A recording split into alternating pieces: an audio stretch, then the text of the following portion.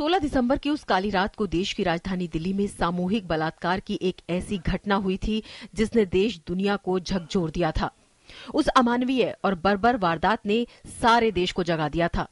उस घटना के बाद पूरे देश में एक क्रांति की लहर दिखाई दी थी। लाखों की तादाद में लोग इंसाफ की लड़ाई के लिए सड़कों पर उतर आए थे।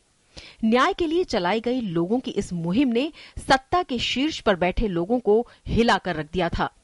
घटना के साल भर बाद भी लोगों के दिलों के जख्म अभी भरे नहीं हैं। देश के तमाम हिस्सों में लोगों ने निर्भया को अपनी श्रद्धांजलि दी।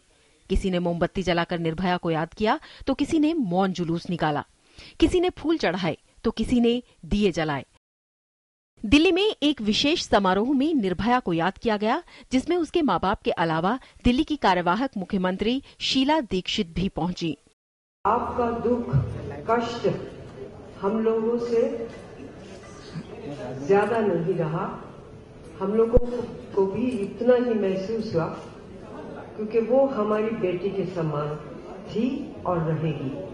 बलात्कार की इस घटना के बाद मचे हंगामे के चलते देश में परिवर्तन की मजबूत नींव रखी गई। तमाम कानून बने, तमाम बदलाव हुए, लेकिन फिर भी काफी कुछ किया जाना बाकी है। तमाम राजनीतिक दलों और संगठनों ने इस बात को स्वीकार किया है कि लड़ाई अभी लंबी है।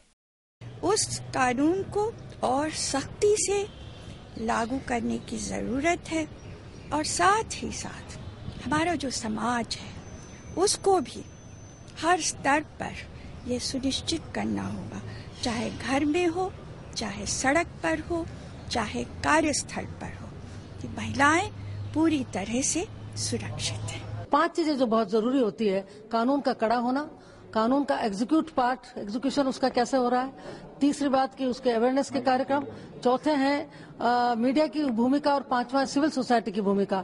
मैं सोचता हूँ कि एग्जीक्यूशन के अलावा एग्जीक्यूशन को थोड़ा और बढ़ाना पड़ेगा। उसके अलावा चारों ने बहुत अच्छी तरह से काम शुरू किया है। एज कम होनी चाहिए क्योंकि आज जितने अपराध हो रहे हैं 12 साल से लेके और 18 साल के बच्चे भी उतना ही अपराध कर रहे हैं, लेकिन उनको जुवेनाइल कह के छोड़ देना और कोर्ट ने पूरा ठीक से इन्वेस्टिगेशन भी नहीं कराना, एक छोटे से प्रूफ पे कि वो जुवेनाइल है उस पे छोड़ देना, मैं सोचती हूँ कि प्रॉपर इन्वेस्टिगेशन इस केस में नहीं हुआ है। 16 दिसंबर की उस रात को 6 दरिंदों ने चलती बस में 23 वर्षीय निर्भया के साथ सामूहिक बलात्कार किया था। बर्बरता की हदें लांघते हुए निर्भया और उसके पुरुष मित्र को अधमरा कर चलती बस से फेंक दिया था। 13 दिनों तक वो जिंदगी और मौत से जूझती रही। उसे सिंगापुर भी ले जाया गया, लेकिन 29 दिसंबर को वो मौत की नींद में सो गई।